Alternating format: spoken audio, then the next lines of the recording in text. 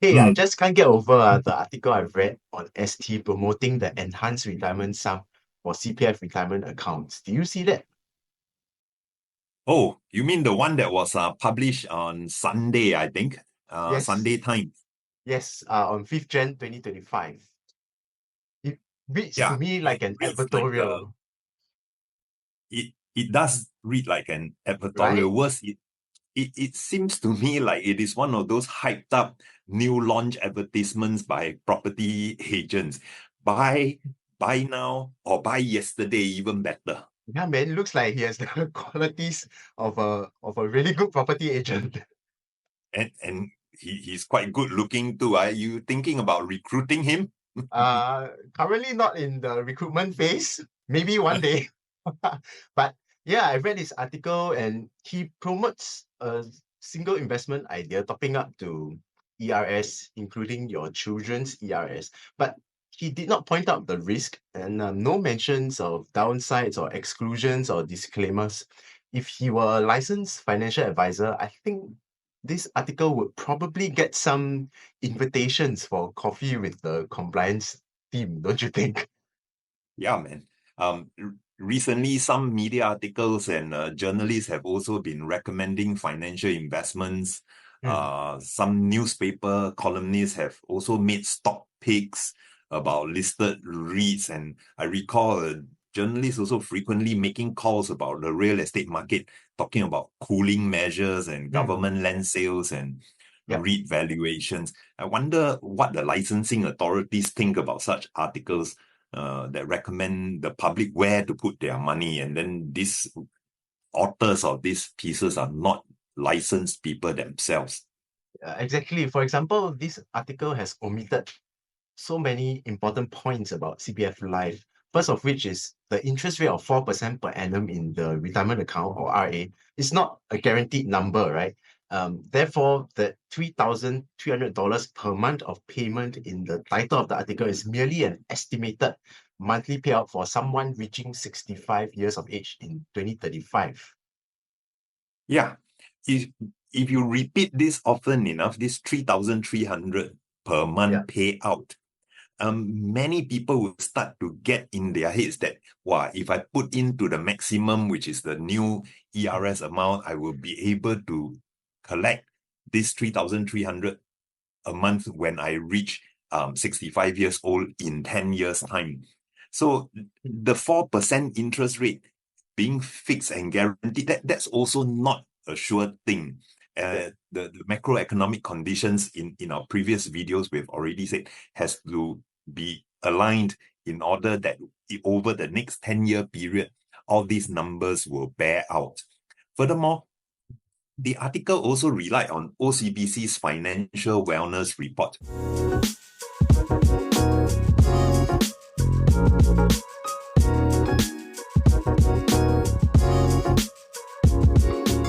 which in the 2024 report, OCBC estimated that for a median comfort, medium luxury type of lifestyle, that a person would need 3,400 monthly. But then you see this estimate by OCBC is based on today's Yep. cost of living. Yes. And the 3,300 payout that the author is estimating, based on CPF's estimate as well, is for 10 years' time in the year 2035. So Yeah. the numbers are not sort of coming together at the same time frame. So we got to be careful when we are reading such articles. Yeah. Anyway, on a side note, I just wanted to ask you something. Also in response to what was written in the article about the legacy planning side of things with regard to your CPF monies, and someone like yourself with two kids already have their own career. Maybe one day you're going to have multiple grandchildren. What are your thoughts about using your CPF monies for legacy planning? Yes, it was mentioned in the article that for legacy planning, I could consider helping my children top up their CPF accounts. But I Yep. find that that is not just uh, without diversification. The risk of CPF money being locked up the risk of a delayed payout, the risk of policy changes that may be negative to the individual in terms of cash flow, in terms of collecting the payout. All these risks over the next 10, 20 or 30 years would seem to be something that we should be very careful about. So if I were to encourage my children to maybe top up their CPF in order to have some savings on their income tax, that is something that I might do.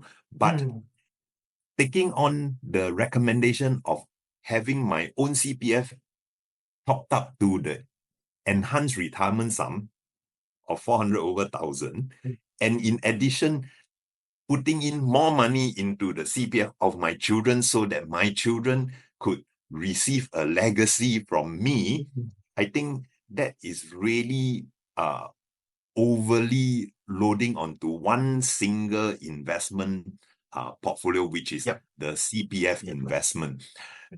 As all good investors and fund managers know, you should be diversifying your portfolio rather than concentrating all of your bets onto one single investment scheme. So I think there's quite a lot of lessons to be learned from reading this article. What do you say?